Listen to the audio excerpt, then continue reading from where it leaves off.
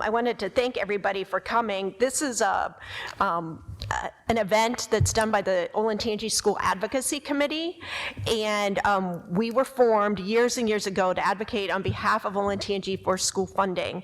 And so if there's anyone in the audience from other school districts and you want to get a committee together like that, let me know, and we can help you get one established, because one thing we all have in common is school funding.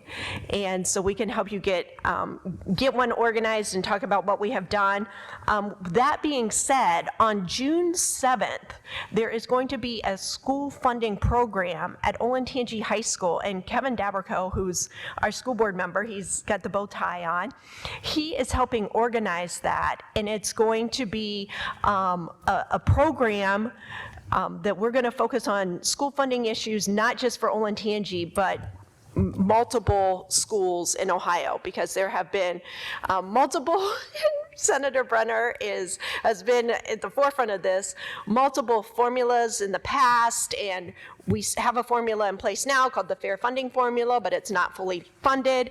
We are going to bring the experts in that have worked on the formulas before and do all kinds of presentations. We've got some really good names that I'm not allowed to say yet that have committed to coming, but that's going to be on June 7th, and we'll be putting the information out. I know I put this information out on the Delaware Gazette, and people saw it, and I'm so excited. We'll put it out on social media in all the school district media outlets, so that people know that it's been going, what's going to be coming up in June, because it's something that we've never done before. I don't know that anyone's done it before, and it'll be an exciting program.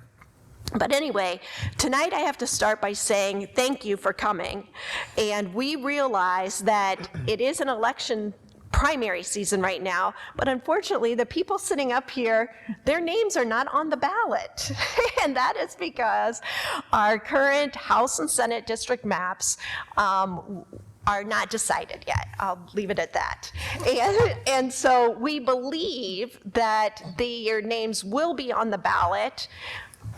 Perhaps some, but not all, because we have two people up here that the line could move and it could switch them out of a district. But we believe that their primary will be August 2nd, but do not hold us to that. So I want to lay that out from the beginning. So I'm going to go ahead and introduce everybody, and I have it broken out so that hopefully it's easy to understand, because here in Delaware County right now, we are represented by 2 House districts, but 1 Senate district. So I just want to lay that out. So to my far right, for the Senate district, and I'm not going to give district numbers because I don't think we're sure what the district numbers will be yet, but running for the Senate district that would represent Delaware County, we have Senator Andrew Brenner, and we have Heather Swiger here. And then for House District 60, well, I shouldn't say that. I said I wasn't going to say that. For our other House district, we don't have anyone who is here yet, but that would, on the ballot, we have Representative Chris Jordan and Becky Slater.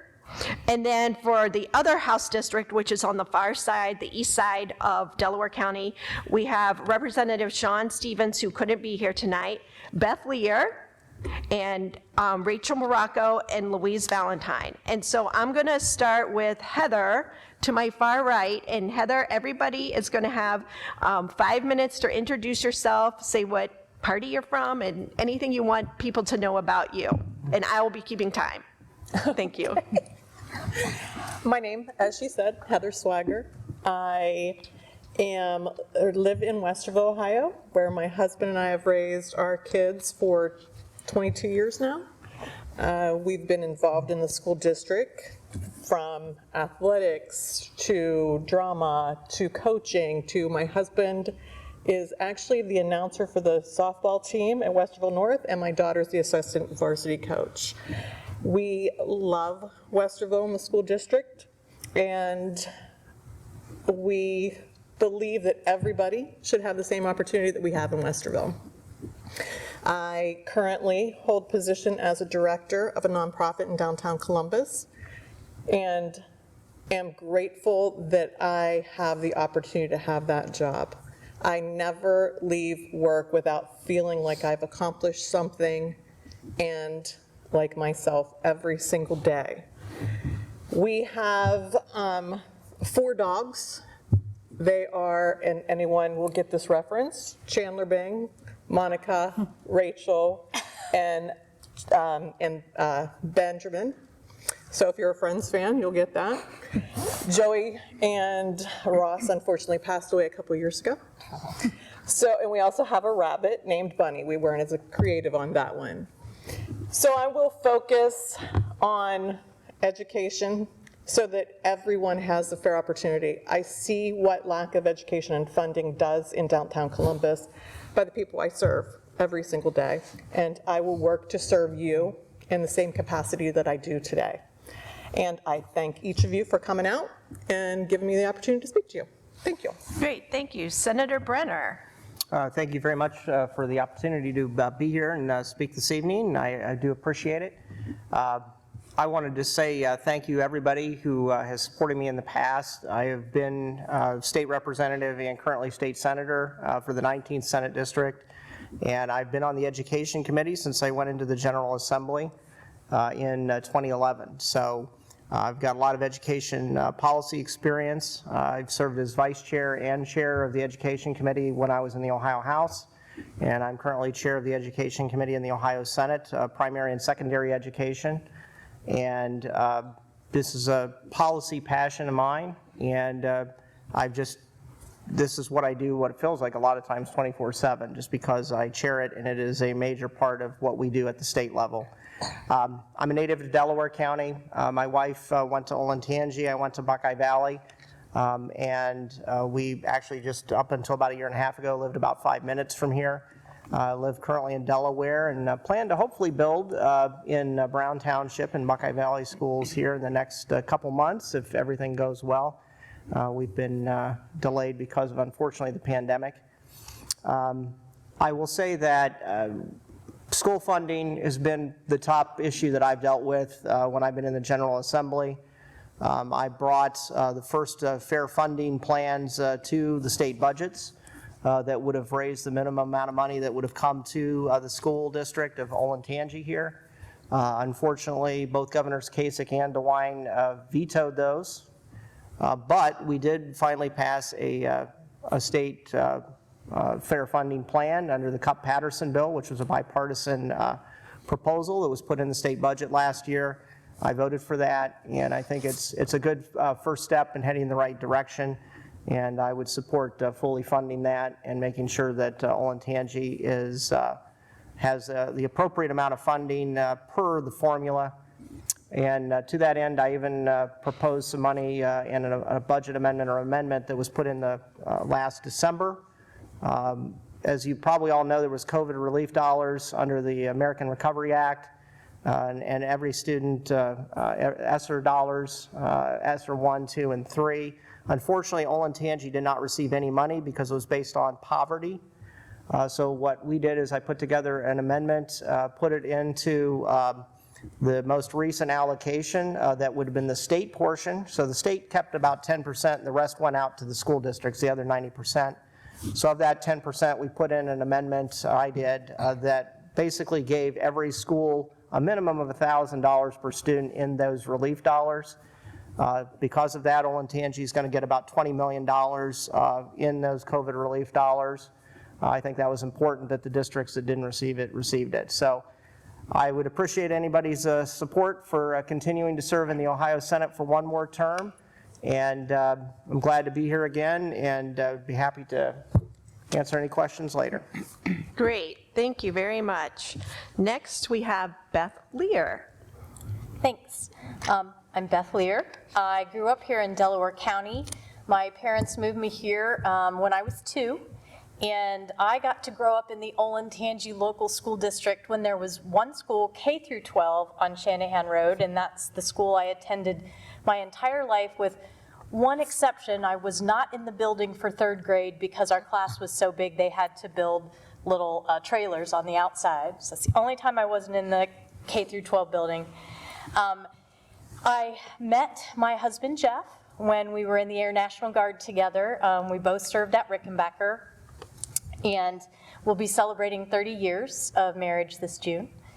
He and I have two wonderful kids together. Our son Austin is in the Navy, currently teaching at Great Lakes, and he and his wife Addie have given us two beautiful grandchildren. And my daughter Allison lives down in Meigs County, bought her first house at the age of 22. I graduated from OSU with an international relations degree, never expecting that I was going to get involved in politics. But my first real job after college was working as an aide at the Ohio State House, and I learned how to read legislation. I learned how to work with folks in the State House and in the Legislative Service Commission. And after I left there in 2006, it was because I was asked by the Buckeye Institute to be their education policy analyst. So I have been working on education issues for well over a decade. Like Senator Brenner, it's a passion of mine. I'm greatly concerned for our kids and grandkids, wanting to make sure that they have the best possible options in this country of ours, and education is a huge part of that. So I enjoy continuing to work on those issues, and I appreciate the opportunity to speak with all of you, and I hope that you will consider supporting me if you live in whatever district we end up in. Thank you very much. And next we have Rachel Morocco. Thank you all for being here today. My name is Rachel Morocco, and I am running for state rep somewhere in Delaware County, as we mentioned. I'm a pediatrician. I work for Nationwide Children's Hospital. I work in Westerville. I'm also a professor at Ohio State. I work in the medical school there. And I have two boys. My boys are 8 and 11 years old. We are in Olentangy schools. And I ran for office in 2020. So actually, in 2020, I launched my campaign. We had one in-person event, and then COVID hit. So this is the first time I've actually been in front of real faces in a long time. So it's really nice to be here in this setting.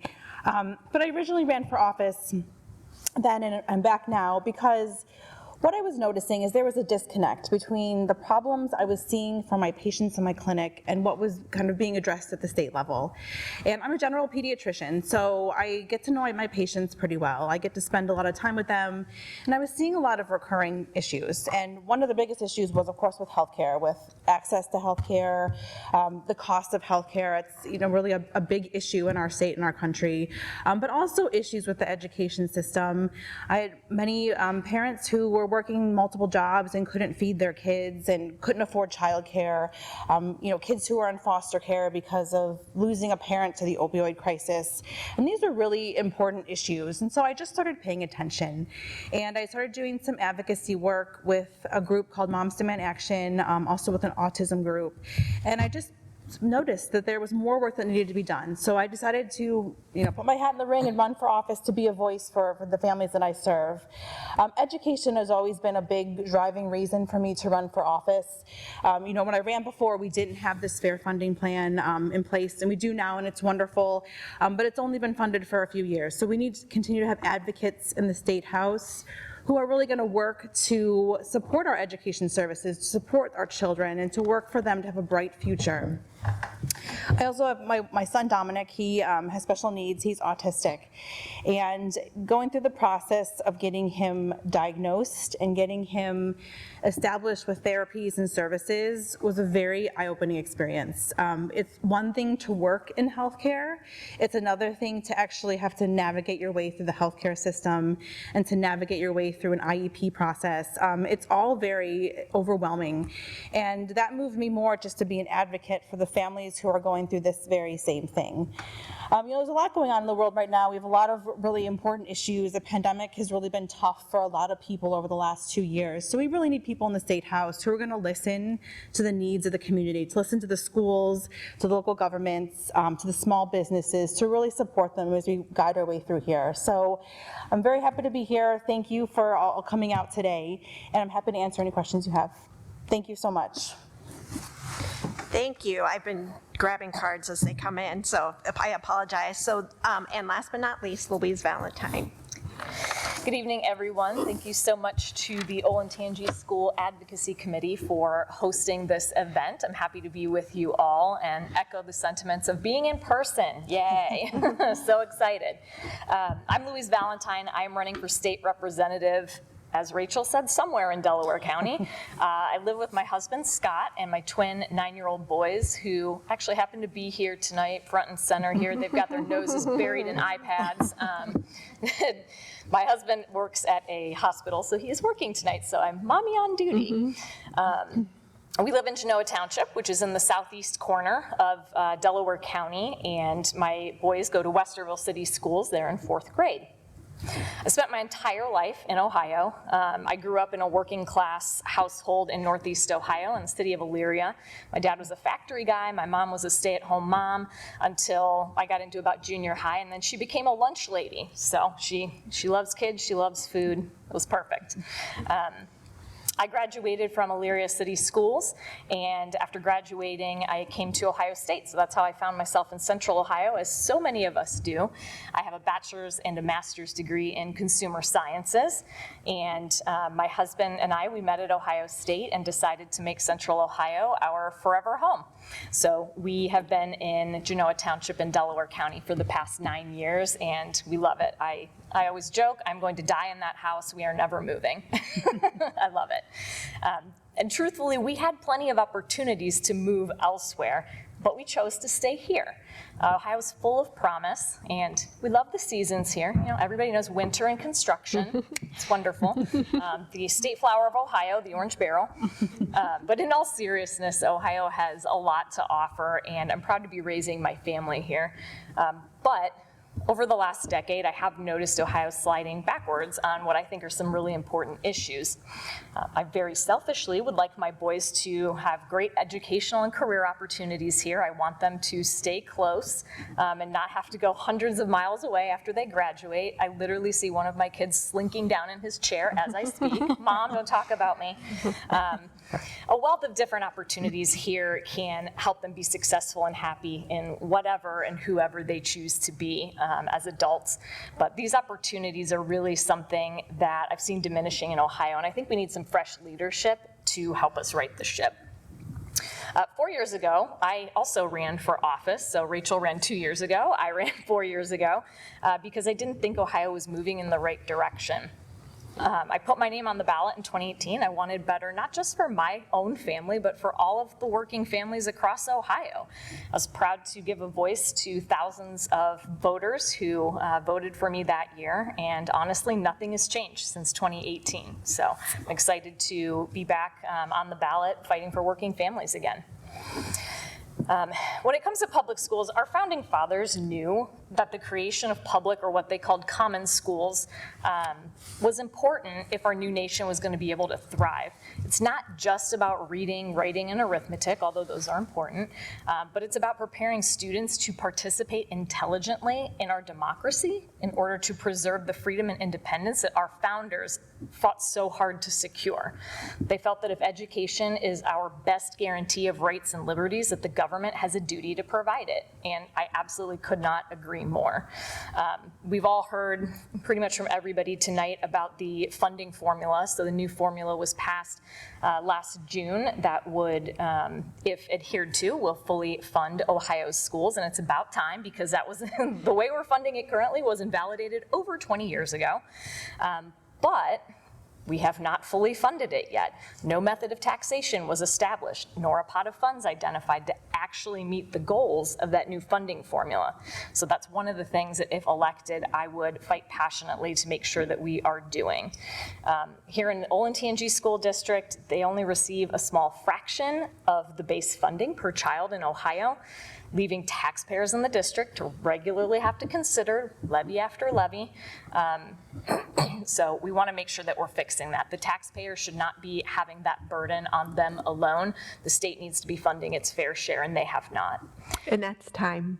Okay. So, but thank you. I'm sure we are going to get more into that because that is a question on everyone's mind. But I just want to remind people that my helpers have grouped questions together that are alike because it seems like we all have a lot of the same questions. So while I might not be asking your question exactly, it's going to have the same issue to it. And we do that in the interest of time, your time and the time of the people up here. So in the next portion, I'll be asking every candidate the same question. They'll all get to answer it. Again, this is not a debate. It's a forum, and so they'll be able to answer the questions that you all have asked. They'll have 2 minutes to answer, and then we'll move to the next person. And again, I will be timing, and I don't want to be rude, but we do have to keep moving because we would like this to wrap up at a decent hour.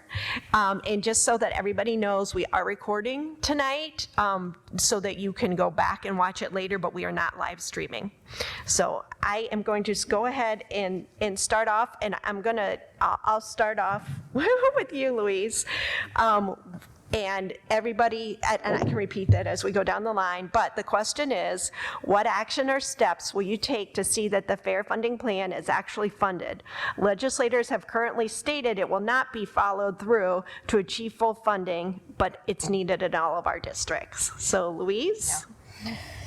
Well, one of the things that they could have done is not given a tax cut out when they could have used that money to actually fund this plan. It could have been funded, but instead they decided to give what would amount to a very nominal tax cut to most people in Ohio.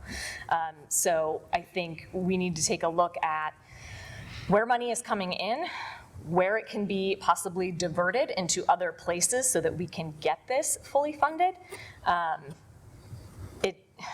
We have to have taxes. I mean, unfortunately, that's just the long and short of it. We have roads to fund, we have schools to fund, you're going to need money to do these things. So we need to be diligent about making sure that our tax dollars are going to the things that we need them to go to. Thank you. Rachel, I'll pose the same question to you. Okay. How will you ensure fair funding? So fair funding is funded. Yes, so as we know, it's been funded for 2 years now. So again, it's looking at making it a priority. What are the priorities we have in front of us, and looking at where we're spending our money and diverting it back to education, because it is extremely important. I think also important is that we're looking at the true cost of education. So part of this funding was that we were looking at how much it actually costs to educate a child. So that includes things like the salaries of the teachers, transportation, technology, all of those things. So we are calculating it, and we're actually looking at the true cost and providing that true cost to our schools. So I think it's really just a measure of making it a priority, making it something that we are looking for a way to find the money to divert it to education. Thank you. Beth, we'll pose the same question to you. Funding the fair funding plan. Thank you.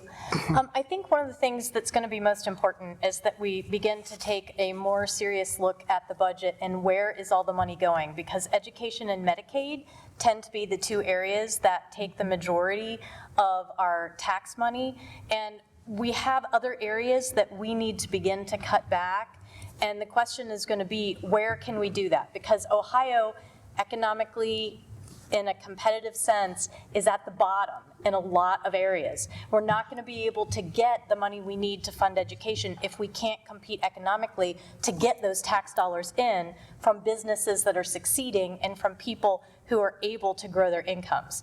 So we need to look at the whole picture. If we want to be able to fund education as well as we need to, and there are a lot of things that we need to do differently, we need to talk about what in government can we begin to cut back, and what in government can we do better to make sure that we're encouraging businesses to come here so we have a broader and larger tax base. Thank you. Senator Brenner? Yeah, relationships. I mean, that's how you're going to be able to get the additional funding. We were able to basically get, or I was able to get the fair funding plan, the initial ones that tried to raise the limits to eliminate the caps through the General Assembly. And since then, we've now passed a state school funding formula, which we've got caps and guarantees are still in place. So what we need to do is we need to move away from the caps and the guarantees. Now, there are some guarantees that are needed, such as guarantees for funding for career centers, because they've got high costs.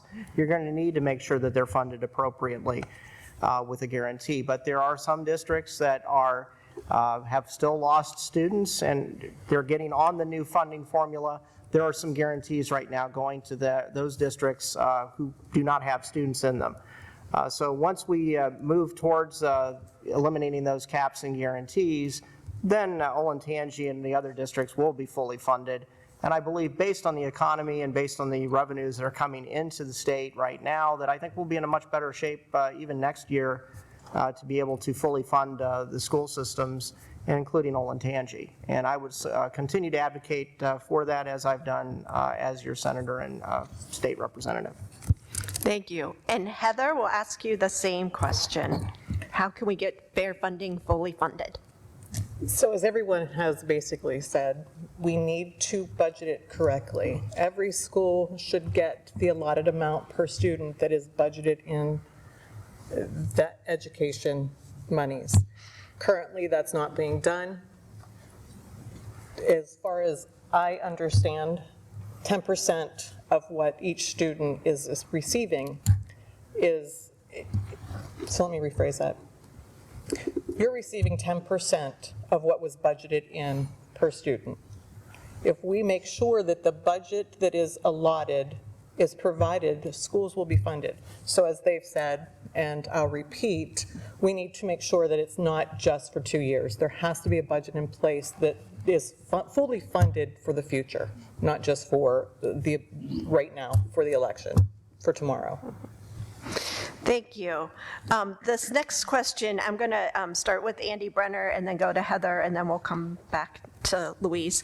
And we had a lot of people ask, like 5 people are asking the same question, and it is about the backpack bill. And so Senator Brenner, if you want to explain your support of the backpack bill, or if, and the rest of you, if you want to talk about if you support or if you don't support, or how you feel about the backpack bill. And for those of you who do not know, it's I believe it's House Bill 290, which would allow parents to take the funding, or family members to take the funding and actually take it to a private school. We have that now with vouchers, but there are restrictions on it. So I'll let Senator Brenner start off with the feelings on the backpack bill.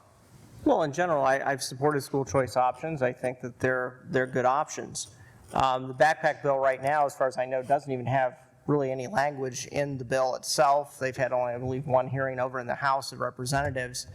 But one of the things that we did in the state budget this last time under the fair funding and under the Cup-Patterson basically school funding formula is the state of Ohio took over the direct funding of all school choice options in the state. So community schools, the Ed Choice scholarships, something like the backpack bill would be funded out of the state portion of funds, and it would not come out of our local schools. One of the biggest issues that Olentangy had, and many of our schools here in Delaware County had, is you would have a $6,000 scholarship leaving if a student went to a school of choice out of Olentangy, but you only had about $600 coming in. So with this funding fix, what we've done is the state is saying, look, we're only, if a student leaves Olentangy, the $600 that is coming into Olentangy right now would be the only amount of money that would be leaving Olentangy. So your local tax dollars will remain here in Olentangy for Olentangy schools. I think that fix alone it was probably the biggest thing that we've done in 20 years from a school funding standpoint to help make it a fair system. And so I think that People are moving to Delaware in droves to participate in. So if you're getting people coming here and bringing $6,000 per child, what is that going to do to your funding? That should be an amazing boom for you. The schools that are going to suffer are the ones that are already failing our kids, like the $20,000 plus per child that Columbus is getting to not educate their kids, or the $25,000 plus per child that Youngstown is getting to not educate their kids. So I like the idea that we're going to fund students. But I do agree with others that we need to really monitor the language to make sure that we're investing in kids' futures in a way that is going to really help them become the best possible citizens, to get the best possible jobs, and to be able to make this country great. Thank you. And since you ended, Beth, I'm Yes, going to ma'am. go ahead and get a drink, but I'm going to start with you because this rolls into what you were saying. So we're going to start with Beth, work our way down the House table, and then we'll go to Heather and do the Senate table. And so the question is, and this can be said of really any district in Delaware County. I know a lot of seniors wanting to stay in the Olentangy district, but taxes are forcing them out. Thoughts on a better split of state funds per student? And we get this question a lot every time any district in our county's on the ballot. Beth? Okay, so I just want to make sure I understand the question. Are you talking about senior citizens? Senior citizens, yes, want to stay in the district, and I hear that a lot when we're on the ballot, that we're pricing them out. Yeah, that's a large part of the reason that we had the whole situation to begin with the lawsuit saying that it's not fair that we're using property taxes. And of course, the Supreme Court agreed, and we went back, I believe it was 4 times, and they finally put their hands up in the air and surrendered and said, okay, you've put enough money into education, we're not going to call it unconstitutional anymore. But I think most of us feel that it still is, because we still are seeing unusually large property tax levies going on, because we feel that we need it. It doesn't happen in other states, and it is especially harmful to low-income folks and to senior citizens. What I don't think we can do is to take away their opportunity to pay anything. That's a suggestion a lot of people have, is that we need to just cap it, but then they would be able to continue to vote to raise everybody else's taxes and not theirs. The bigger problem is that the property tax system isn't working and it's broken. So if we were to look at a different way of funding schools, which I know they started last year with the Fair Funding Plan, we should be able, and part of the idea was to not need or have to rely on property tax as much to make it easier for seniors, but also to make it easier for parents to be able to live in the districts that they feel are going to give their kids the best education. So I think that's the way that we're going to help seniors the most, is to say, hey, we need to use this fair funding formula, or maybe we go to a back formula, but we do something that's going to help the schools not have to rely on property taxes as much, if at all. Great, thank you. And we'll ask Rachel the same question. How can we keep seniors in their homes wherever they live in Delaware County? So ultimately, it comes down to fair funding of our schools. That is what's driving our property taxes up. The fact that we're having levies on the ballot every 5 years that are raising our property taxes, it's because we aren't adequately funding our schools, and we have to make up the difference. So Olentangy gets, 10% of what the cost of educating a child is. The rest of that money has to come from somewhere, and so it's coming from our property taxes. So if we can fix the funding of our schools, making it not reliant on property taxes, that can keep these senior citizens here. And that is ultimately what we need to focus on. And there's been some good moves towards this funding program, but we have to keep up with it, because it's going to take time. It's going to take years for this to be fixed. This is not a quick fix problem. But the more that we are working on it, the more they're advocating for it, the more we're addressing it and pulling resources into our funding of our schools, the more we're going to keep the levy off the ballot. Thank you. Okay, and we will go to Louise. Yeah, I mean, the state has to pay their fair share. That's what this comes down to. That formula needs to actually be fully funded. There needs to be a mechanism to make sure that those tax dollars are going where they need to go, and that's to the schools. The more that we have the state putting in and paying their fair share, which they have not been doing, the less we have to rely on those property taxes, the less levies we're going to have, and the better able seniors hopefully will be to stay in their homes and not continue to be priced out, because we won't have so many levies on the ballot. I mean, in Westerville, we had a levy on the ballot just a year or two ago, and the tax increase went into effect last year, and I saw that first tax bill, and I was like, oh yeah, that's a doozy. We don't want that to keep happening, not just for seniors, but also for low-income families and working families as well. So we have to get it funded at the state level. Okay, Heather, I will ask you. So it's choosing the right people to represent you to make sure that the bill's funded, or that everything's funded. If you only receive 10%, what would 100% do to your property taxes? Wouldn't it keep you low? My parents struggled. They paid their property tax, and it affected them every year. People shouldn't struggle to stay in a district that they called home for decades and raised their children in. We need to make sure that the proper budgeting's done so that you don't have to even think about having to leave your home. That's not right. Okay, thank you. Senator Brenner? Thank you. Yeah, the fair funding bill that actually Olentangy supported adjusted the weights so that there is more money now going to be coming in from the state based on student population enrollment. It adjusted for economically disadvantaged. It did a few other things, including equalize the funding using the district's state share percentage instead of the share index under the other law, old law. So Olentangy will be receiving, I think, substantially more money in the future underneath this funding formula than they did before. That alone should help reduce the need for Olentangy going back to the taxpayers, asking for more levies. And if you have fewer levies, then that means your taxes can start going down because of the growth in value in Olentangy. So I think that will alone help seniors and others who are on fixed income be able to stay in places like Olentangy schools. So I'm going to continue supporting fully funding that, and if we get it fully funded, I think Olentangy will be far better off in the coming years. Thank you. Okay, for this next question, I'm going to start with Louise and go that way. I'm trying to mix it up here. And we got a lot of questions around this issue as well. House Bill 616 is putting Ohio in the national spotlight and not in a positive way.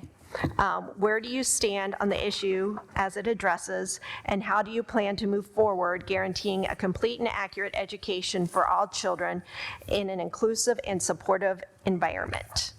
And the other questions are like, do you support House Bill 616, and what are your feelings on that? So we're discussing House Bill 616. Thank you. Yeah, so House Bill 616, for anyone who's maybe not familiar with the exact number, is kind of what's the equivalent of the Don't Say Gay bill in Florida. I do not believe that this is a helpful bill. It's specifically going to prohibit teaching of sexual orientation or anything about gender identity, among other topics. Just because we don't talk about it doesn't mean it doesn't exist. And students that are struggling with these things need to have some place that they can go to talk about these things. I want my kids to understand what these things are because this is what's out in the real world. We can't just decide, ooh, we don't want to look at that.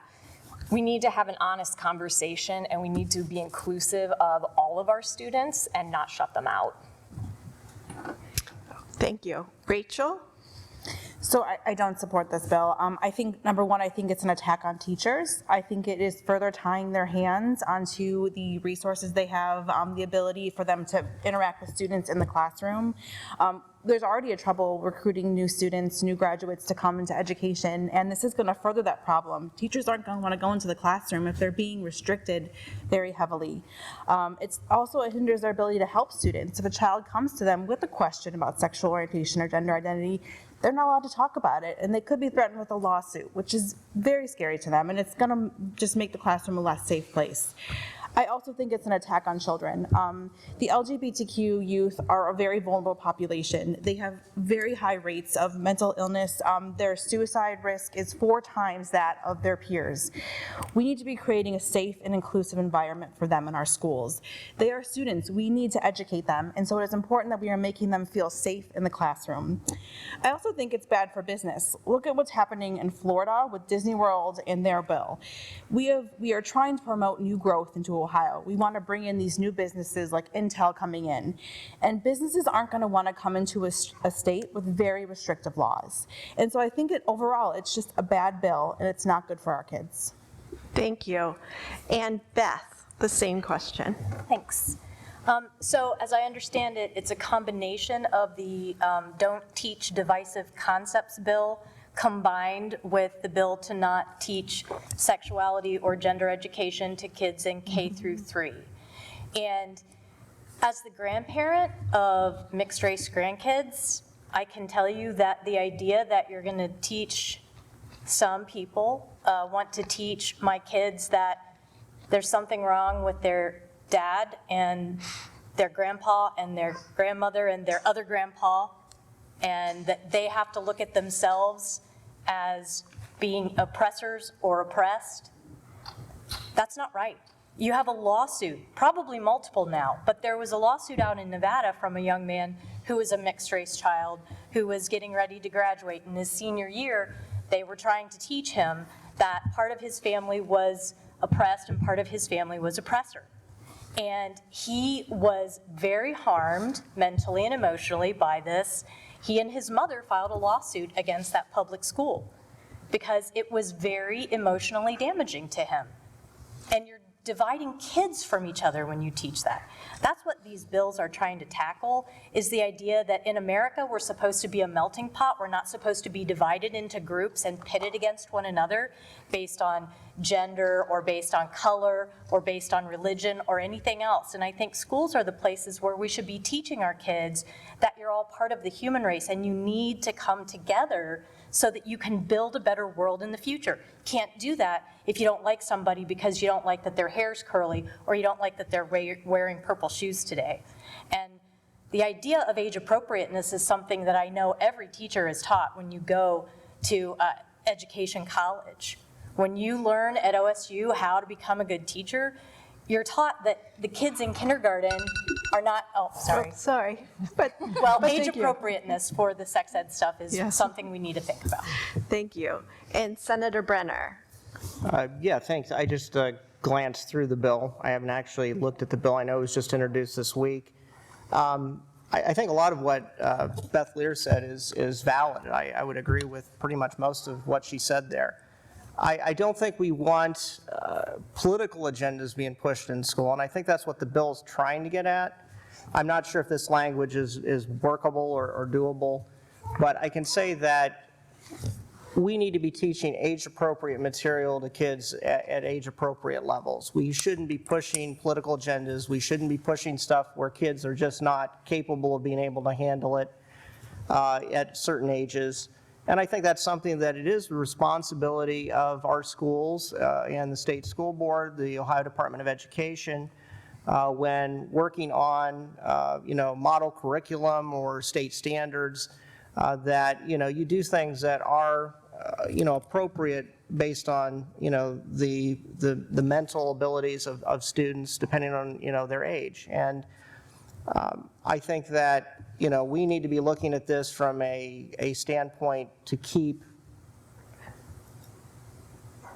teachers should be able to teach what they want to teach, and I'm not really against that. I don't think anybody is, but you need to make sure you've got certain levels of standards and appropriateness for what is being taught in the classroom, and you also should make sure the political agendas are not being pushed in classrooms. As long as you're doing that, I think everything should be fine, and we should be embracing, support of, all of students who are in the school. I don't think anybody here is against any kind of student or any of their backgrounds, and I would be supportive of them as well. But I think we need to keep political agendas out of the classrooms, and I think that we need to make sure everything is age appropriate. Great, thank you. Whoops, sorry. And Heather, same question. So I know Louise mentioned that it has been compared to the Florida Don't Say Gay bill, but it's also been said that it's worse. It is very open-ended. It will dictate what books can be put in the library. It stops teachers from having a connection with a child who we all know suicide rates are not limited to a certain age. If children feel separated and not able to be themselves, then we're not doing them a service. Teachers could be their only outlet to be able to talk about certain things.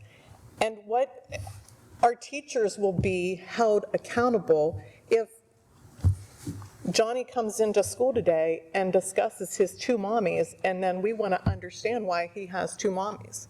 But the teacher can't address that in school. I don't understand why we don't want to separate children, but in the same sense, that's exactly what we're doing. I think we need to do better by our youth. I think that our teachers have a very tough job, and they could be the only resource that some of our children have every day. Okay, thank you. For this next question, I'm going to start with Rachel and then go to Louise and then back to Heather and down that way. So kind of sneaky here. So the question is, what do you see as the biggest problem in public schools, and what is your solution?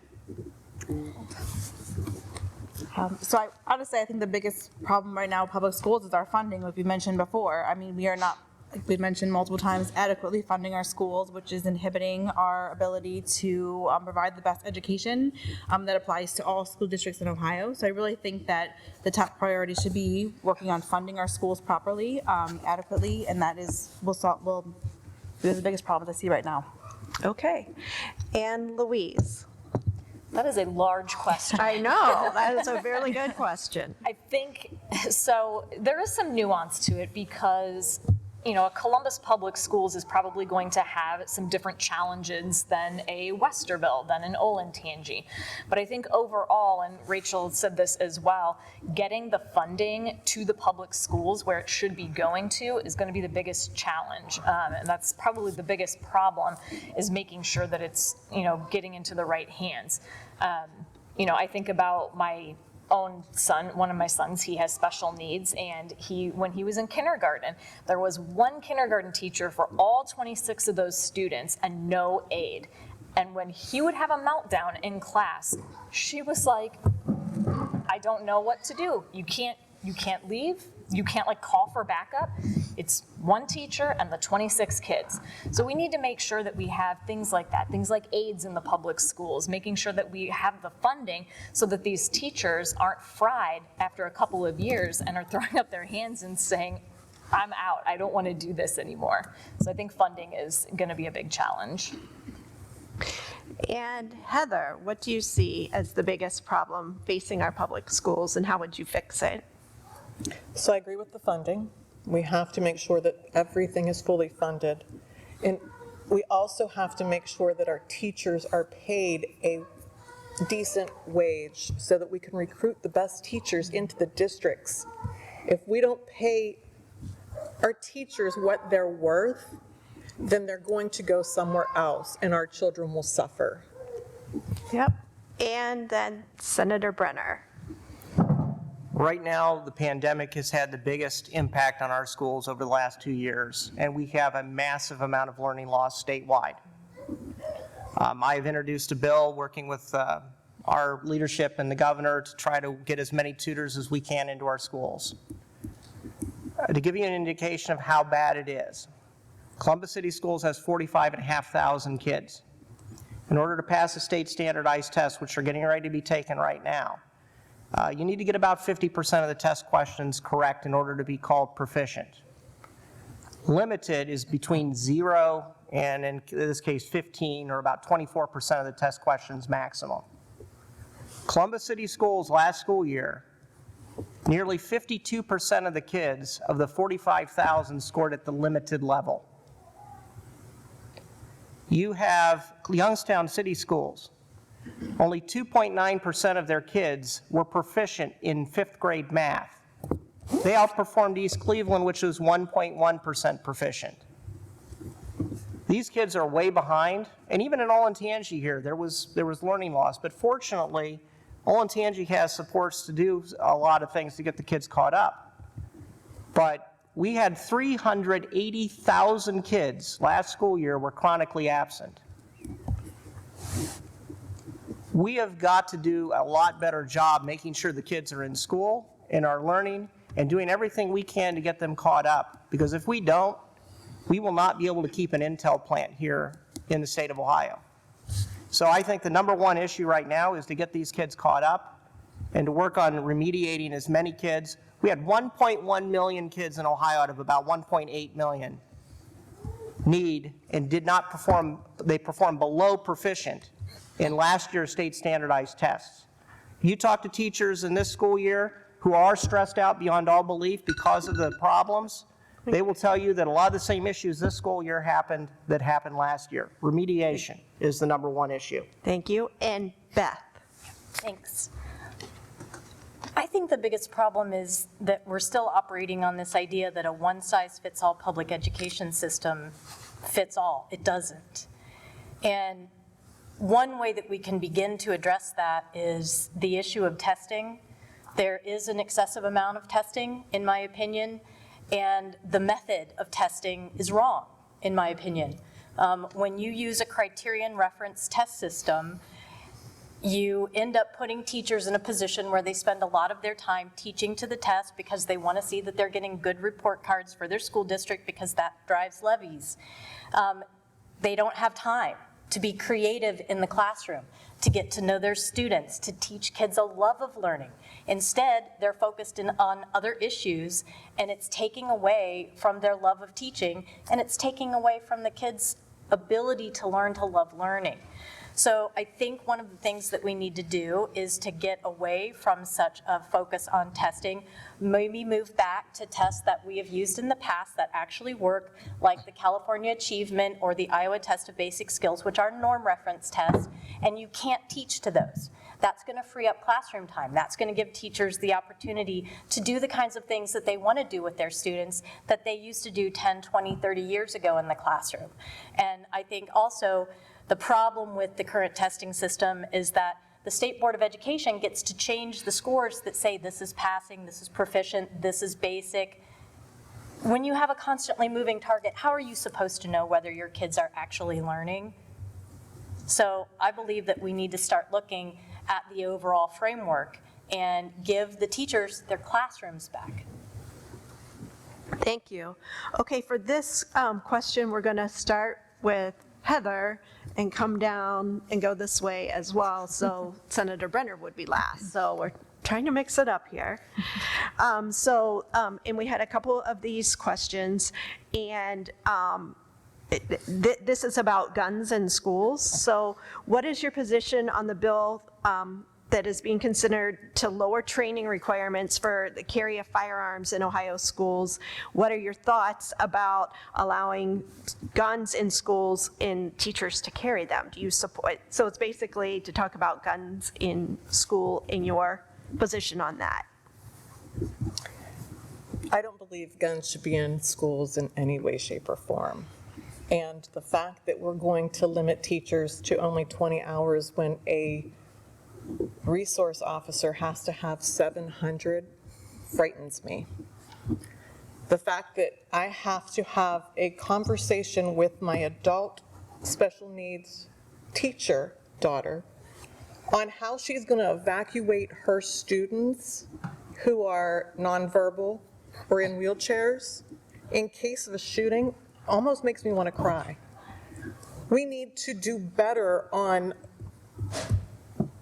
the bills that allow more guns in any way, shape, or form around our schools. We have to make our children safe and feel safe. Children today have to have active shooter drills. I don't want that for my grandchildren, and I don't think our teachers need an added responsibility of being law enforcement as well, and making that split-second decision whether that person in the hallway is an active shooter or another student. I am against it, completely against it. Okay, we'll go to Louise. I also am against having guns in schools. Having more weapons of any kind in an environment does not equal less violence. What could possibly go wrong? Everybody has a gun. What could possibly go wrong? The number of accidental shootings that happen just because you have guns that are around and they're not handled appropriately is immense. So I don't know why we would lower requirements to only 20 hours of training. I'm pretty sure you have to have more training to get your driver's license. So it just doesn't make any sense to me why we would lower training. More training is never a bad thing. And to Heather's point, if you're a teacher carrying a gun in schools and you hear that there's an active shooter, how do you know who the active shooter is? Who do you know who you're shooting? So there's way too many things that can go wrong with it, and the old adage of a good guy with a gun is the way to stop a bad guy with a gun is not necessarily the case. Thank you. And Rachel? So I also don't agree with this. I think it's very concerning that teachers only have to have 2 hours of active shooting training in order to carry a gun in school. That is very concerning among their 20 hours that they have to do otherwise, but that's very concerning. How are they going to know what is the right way to do this? And also, where is this gun going to be stored? How are we going to make sure that these kids are not getting access to this gun in the classroom? I think it's just overall a bad situation. We have a gun violence problem in Ohio. I mean, in Ohio, there are 1,600 people a year who die from gun violence. And that is not just from homicide, 2/3 of those are suicides. And there are things that we can do to make our state safer, and which would decrease the guns around, which could decrease the chance of school shootings. So I think this is not the way to start. What we need to focus on is things like universal background checks and red flag laws and not removing our concealed carry permits. These are the things we need to focus on to keep our schools and our communities safer, not arming our teachers. Okay. The question is, Go do ahead. you want local control or not local control? So I don't think the state needs to be micromanaging everything every single school district does. Every school district is different. We elect school boards for a reason. Those boards should be making decisions about what they think is best. I mean, a lot of school boards, if they even allow any of their teachers to carry, they're going to require more. There's not going to be anything that says you can't have more training than that. Of course you can have more training than that. There are going to be schools that say we don't want to do this. So to me, the question is not whether or not this is an acceptable option. The question is, do you want your school board to have the ability to make the decision, or do you want people down in Columbus telling you whether you can or cannot use your constitutional right to bear arms? Okay, thank you. And Senator Brenner? Yeah, thank you. I believe this came from a court case out of southwestern Ohio where the local school board wanted to use a form of training and they weren't allowed to. So that was the point of why the bill came about to begin with. I believe that every teacher who wants to utilize a firearm needs to undergo proper amount of training, especially if you're going to be in a classroom environment. You do not want to go into that environment and make it worse. So I'm for an appropriate amount of training. I'm also of the belief that if you probably polled 100 teachers, I'm guessing 99 of them would not want to be carrying a firearm, or it may be 99.9. So I don't think this is an issue that is something that I think is going to be prevalent in most schools, but it is a decision that local school boards make, and it is a decision that your local board here would be able to make on their own as to what they would believe is appropriate. I have supported school resource officers. I think that is a very good tool and measure to be utilized in schools. However, we've got groups that want to get rid of all school resource officers as well. I think that would be a bad thing to do because I've been in many schools in the state of Ohio in my role as chair, and I've been in a lot of school buildings where you have to go through sets of metal detectors, and you even wonder about the safety inside there. And I want to make sure that the teachers, the staff, and the students are safe in those schools. Thank you.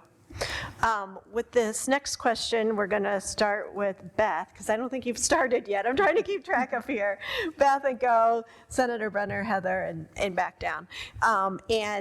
We have a couple of questions that, again, are the same issue. And it's students learn more when they are safe and they feel cared for. If elected, what steps will you take to ensure that students have access to mental health services? I would want to try to get parents more involved because I think the best mental health services available are those that the parents are aware of and that the parents approve of. And it's really important that these kids have their families, whatever those families look like, involved in their care. And I believe that it's an extra added burden to teachers and administrators to be required to get involved at that level with kids. They know what's going on and they can talk to the parents, but to have the responsibility, to me, is more than what we should be asking of our teachers who have this monumental job to try to educate an entire generation, and some teachers, many generations. So I think that mental health issues are something that are being compounded by what we're allowing in our culture today, and that what we need to do is let parents have the options and give them some suggestions, but not take on that role within the schools themselves. And I think that kids will feel safe when they know that they're going to get help from home and that they're going to be recommended help if they need it, and that the teachers can help move them in that direction, but aren't necessarily responsible for the entire thing. Thank you. Senator Brenner? Thank you. Here in Olentangy, I think everybody is, this is a very fortunate school system because you've got parents that are there and helping their kids all the time. And, you know, there are a lot of needs, though, in other school systems. I introduced one of my first bills, actually, was about 10 years ago. I dealt with the Oilers School in Cincinnati. They had a 100% dropout rate. The school introduced mental health, physical health, dental, vision, and mentors. And they went to an 80% graduation rate because the kids that went to this school, their families were broken. I mean, they you know, you had people working in a couple jobs. They weren't there with, you know, to be able to be with their kids. They wanted to be, but they couldn't. You had kids who were just you know, drugs, prostitution. By the way, if you went into this school building, and I did, right on the street, there were, in the corners, right around the building, drug dealers, prostitutes, right outside the building, right on the street. So this is the kind of stuff a lot of these kids, the trauma that those kids were dealing with. So there is a need for supports for those families. And I've supported those and will continue to do so. But that does have to be a balance. We've got to help make sure that those families, those parents, are have those resources and they're involved. Because if you just try to help the kid, the parents need to be involved at some point in this, to the point where they know what resources are available so that they can go and get the help that they need so that they can keep those families intact and that the kids can learn in an environment that is conducive of learning. Yes. And Heather? So children might only have the outlet of the teacher. Not everyone is as fortunate as my children are to come home to a loving mom and dad who will listen and take the appropriate steps to get them the help they need. So our teachers may be that only outlet where they can discuss how they're feeling, what if there's bullying going on, if they feel suicidal. And I never feel it is a bad thing to protect our children more. Being a teenager is hard, and it's getting harder with social media, where people attack you for no reason. And it's not just one child that'll attack a child, it's multiple. And that child needs somewhere to be able to discuss those issues so that our suicide rate drops in our youth. Thank you. And we will go to Louise. I do agree that parents should be involved with their kids' mental health problems and the plans to address those. But sometimes that's either not possible because the parents are missing in action, or it's not advisable because of the home situation. So you do have to have resources, mental health resources, counselors at schools. You have to have the money for those things, to have enough of them at schools so that those who need those services can get them. Because as I think was mentioned actually in the question, is that when kids come into school and they can be appropriately fed, when they have outlets for mental health, when they know that they have counselors and teachers who care about them and are willing to help them, they're going to do that much better and be able to go out into society and be really productive. And that's what we want for our kids. I want to recommend actually a documentary called Paper Tigers that I just got done watching a couple of days ago, which talks about a school out in Walla Walla, Washington, of all places, that implemented a different way of teaching and interacting with their kids that wasn't so punitive, and they saw their graduation rates skyrocket up, college acceptance rates go up. It's really a very fascinating documentary, but it just goes to show that with caring teachers and a caring adult in these children's lives, they were really able to succeed much more so than if they had not. Thank you. And Rachel? So, I mean, I can tell you just from my personal experience and what I see in clinic, our adolescents are really struggling. This is a really, really hard time. The CDC released data last week, and they called what they called a devastating mental health crisis. Teenage suicide rates or suicide visits to the ER are up 50%. Up to 40% of kids are feeling suicidal. It's really alarming. This data is alarming. Our kids are really in crisis. And what they also found was that kids who felt more connected to an adult or a peer at school were less likely to feel sad or hopeless or to attempt suicide. So school is an outlet for so many kids who maybe don't have that parental support at home, maybe don't have the opportunity to talk to the parent because maybe the parent isn't home when they get home from school, they're working, or doesn't have the support that they need. So schools are important. Kids spend a lot of time in schools, and oftentimes it's a teacher or a counselor who identifies that a child is maybe having a change in behavior. I've had multiple kids come to me in clinic because a counselor or teacher has said something's not right, and to find out these children are actively suicidal. So we really need to make sure that we have an all-encompassing approach. Yes, the parent support is very important, but so is the school. So we need to make sure we're expanding our mental health resources. We're having counselors in the schools. We're educating students on noticing when maybe your friend is not acting right or is having a change in behavior. Maybe you should tell somebody, because it's really our job to keep these kids safe and to make sure that they're growing up to be successful adults. And we need to make sure that we're there every day, focusing on the day-to-day behavior to make sure we're not missing anything that would identify as a problem. So I think it involves everyone's input, parents, school, and the healthcare system. Thank you. And this next question will be our last question due to time.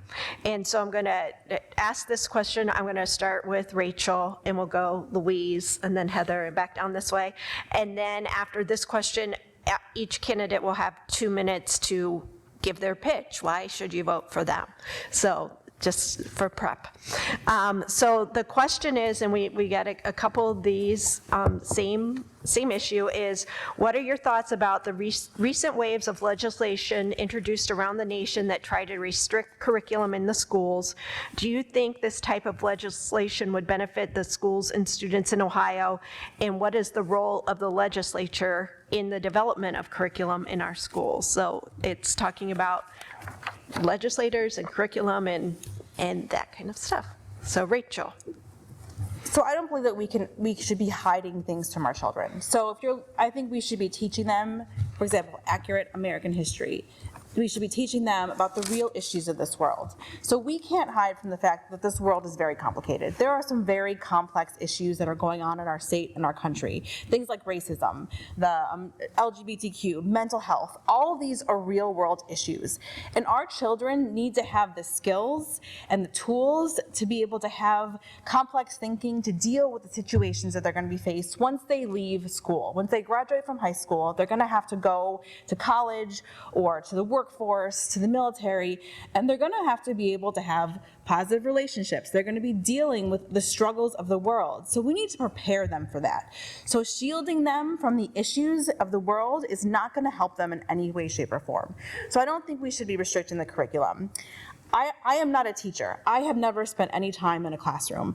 It is not my job as a legislator to, if I become a legislator, to restrict what they do. It's our job to listen to the schools, listen to the teachers. What do they need? What do they need help with the curriculum? It shouldn't be our job to restrict things that are taught in the curriculum. Thank you. And now we'll go to Louise. Can you repeat the question again? There was a lot in there. Yes, sorry. Yes, it's so, what do you see the role of state legislature in the development of curriculum, and what are your thoughts about the recent waves of legislation introduced around the nation that try to restrict curriculum in schools? Do you think this type of legislation would benefit schools and students in Ohio? So I'll answer the last part of the question first. No, I don't believe that that legislation is going to benefit kids in Ohio. We need to be having honesty in our educational system. And just because you may not like a certain perspective doesn't necessarily mean that it shouldn't be taught and that it's not valuable to be taught. I think a lot of this is probably, hidden within the question, but CRT. There's a lot of this anti-CRT thing going around, which, let's be honest, CRT is not even taught in schools, but I think the concept of, well, we don't want to teach our kids divisive concepts. Well, who gets to decide what's divisive? The state legislature? That is on the whim of politicians. They think one thing's divisive, but something else is totally fine. I don't think that that's how we should be approaching education. I think we need honesty. I think we need to let the teachers have some of that capacity. This is what they do. They've gone to school for a long time to do these things. We need to be giving them the respect to be able to run their classrooms and help students better navigate all of the things that are going on in the world so that they can be as successful as possible. I mean, sure, we need some general guidelines from the legislature and from the State Board of Ed on here are, general things that you should be teaching. Of course, we have to have math and reading in our schools.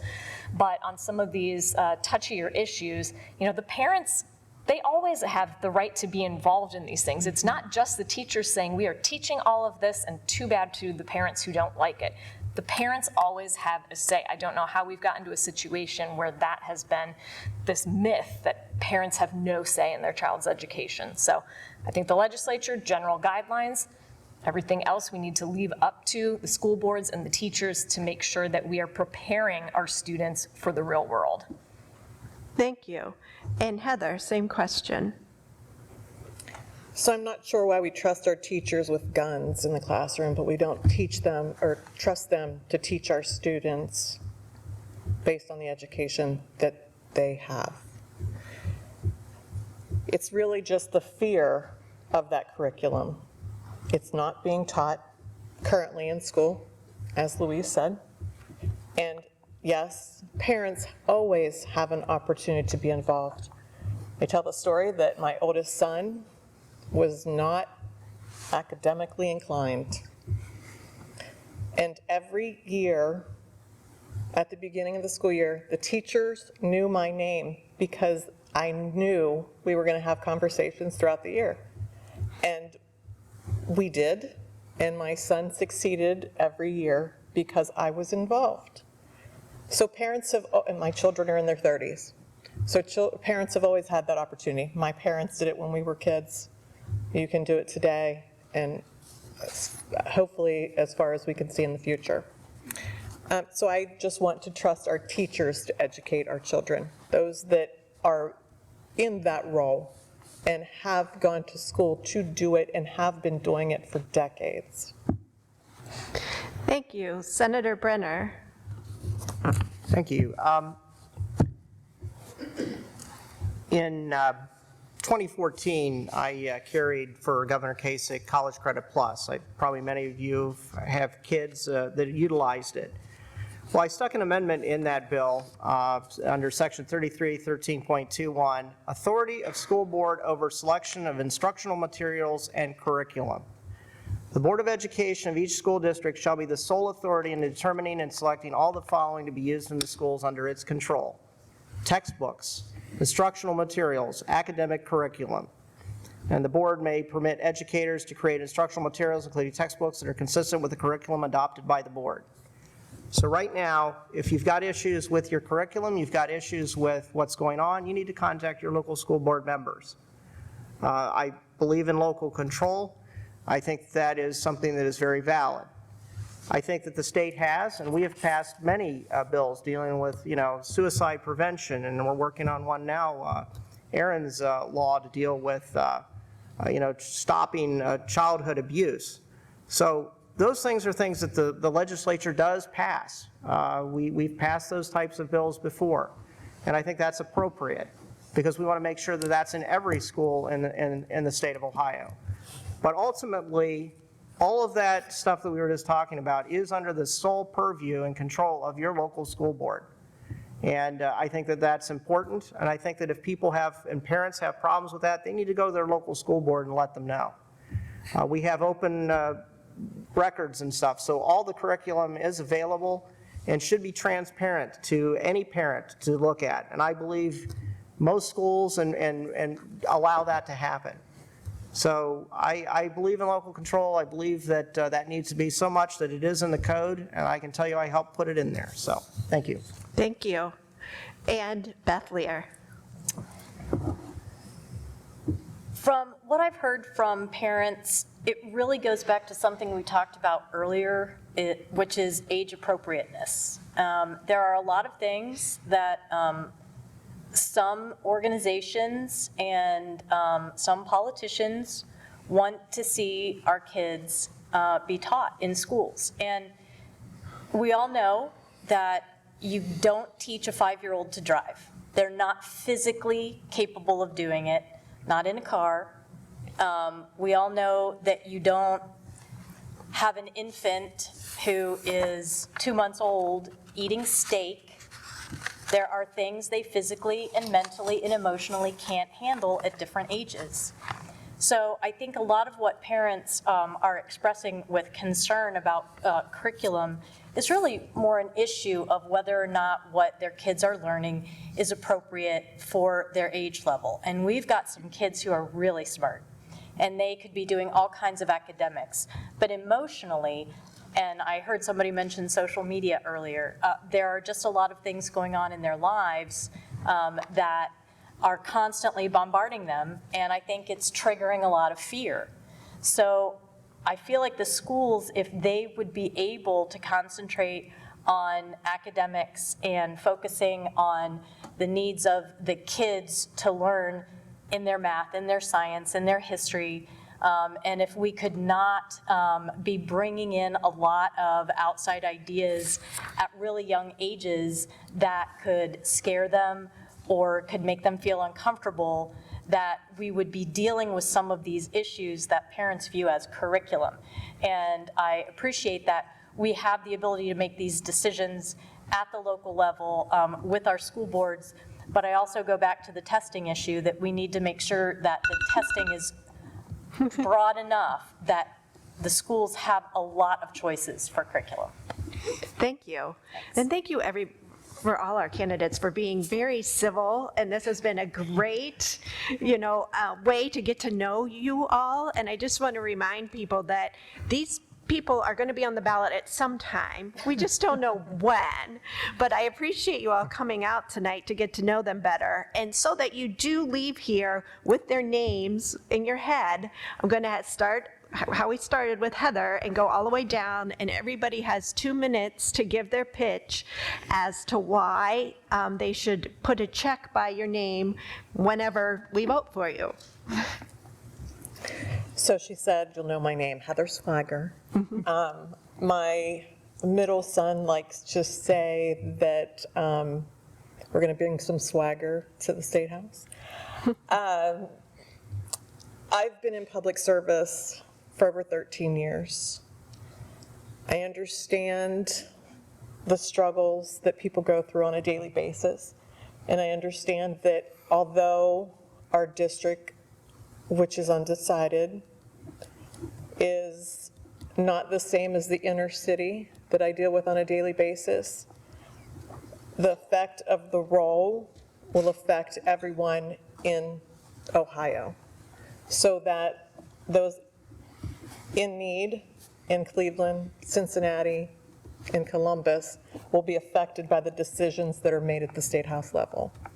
So the fair funding for all students to have the same prospects for future are so important to me. I'd like to know that when I go to the doctor that's working for me has the same education as someone else's doctor. Doesn't it make you feel more comfortable to know they had the ability to succeed? And our students are our future. They're everything that we need in our future. So if you would like to work with our campaign, go to swaggerforstatesenate.com, and we'd love to have questions. We are about the people. We want to work with you on all the issues that are important to the majority of Ohio. Thank you for everything. Thank you for coming. Thank you very much. Thank you. And Senator Brenner. Well, again, thank you for this forum this evening. Thank you for the questions. Thank you all for coming out and participating in this event. It has been my privilege to serve as your state senator and formerly as your state representative. It has been an even greater honor to have served on the Education Committee for the Ohio Senate and now as its chairman. And education is the main thing that it's what drives everybody. It has to, every student needs to have an education. Without it, kids are stuck in poverty.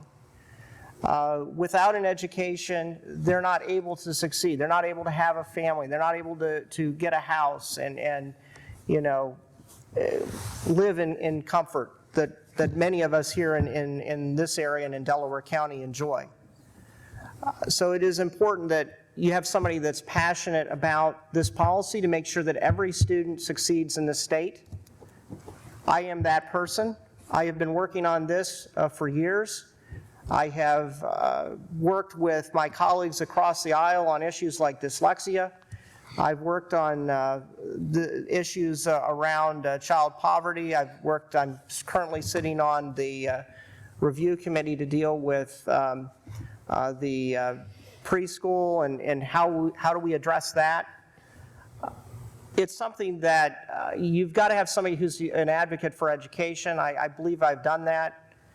I will continue to do that. I will continue to fight to make sure that our school funding system is funded appropriately and that schools like Olentangy are fully funded and not just told, hey, we're going to fund you, but you're going to have an advocate for your students.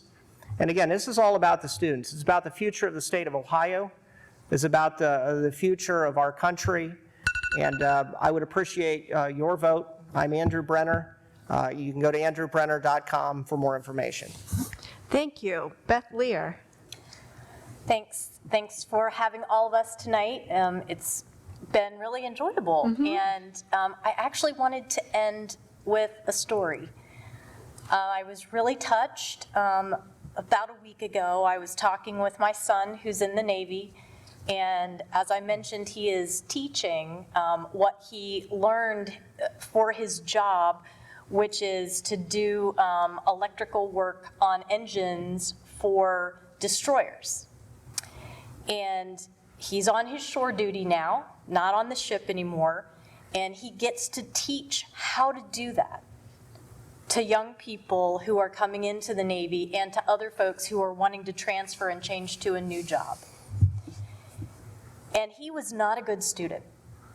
He was very smart, but he was a horrible student. And I know his teachers, it drove them crazy because he never did his homework, but he still passed all his math tests. And I heard the most wonderful and surprising thing out of his mouth.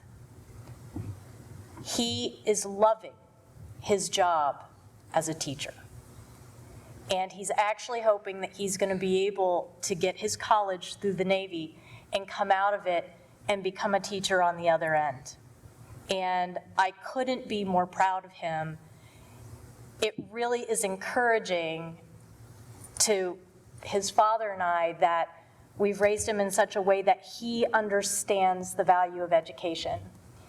And that's one of the reasons that I have worked so hard on education policy for so many years, because it's important for all of our kids. And I want to do the best that I can in the State House, if you give me the privilege of serving, BethLear.com, by the way, to be able to give that opportunity to as many of our kids as possible. That's what this nation is all about, to give everyone an equal opportunity to raise themselves up from wherever they are. So I hope you'll consider supporting me. Thank you. And then we have Rachel Morocco. There's a lot of division in politics right now, and I think a lot of times it's preventing things from being done in the State House. And what we need is people in the State House who are going to work together, regardless of what letter is behind your name, to actually get things done. And we have a lot of problems in Ohio, issues with our education, funding our education, healthcare, things I've talked about before, and we really need to make those a priority and focus on what needs to be done. After my last election, after election night of my last race, I told my 8-year-old son about the results of the election, and he was, very disappointed. And he asked me, he said, well, are you going to run again? And I was like, oh, I don't know. It's a long way off. And he's like, well, you have to. It's really important.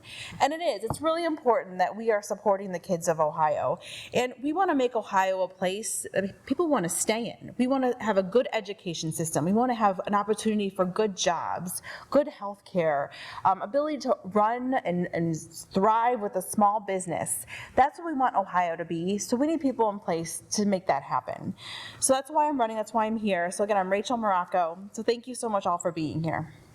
Thank you. And last but not least, Louise Valentine. So public education, it's the bedrock of our society. I'm really glad I got a chance to talk with you all tonight about public education.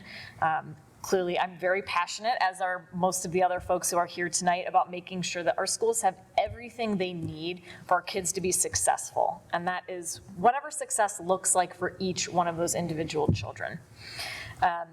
These are our future leaders.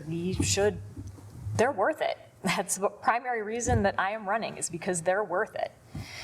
Like many of you, I'm a parent, I'm a spouse, I work full time, so I understand all the demands on your time. So thank you all for being here to talk about this important issue tonight. I understand that, taking an hour and a half out of your evening is a lot, so thank you. Again, I'm Louise Valentine. I'm running to be your next state representative here in Delaware County, and my only goal is to be your voice at the Ohio State House. That is it, to represent the people of Delaware County and make sure that we have an Ohio that serves everyone. If you'd like more information on me and my campaign, I am at valentineforohio.com. Thank you. Great. And again, thank you everybody who submitted questions. I'm sorry if I didn't get to your specific question, but as you can see, we had an hour and a half of time, and so hopefully you got to know these candidates a little bit more. And thank you to the candidates for, one, taking this risk of running, and two, showing up tonight so that we all could get to know you better. And we wish you all the best of luck whenever your name is on the ballot. So thank you, and thanks to all my helpers tonight.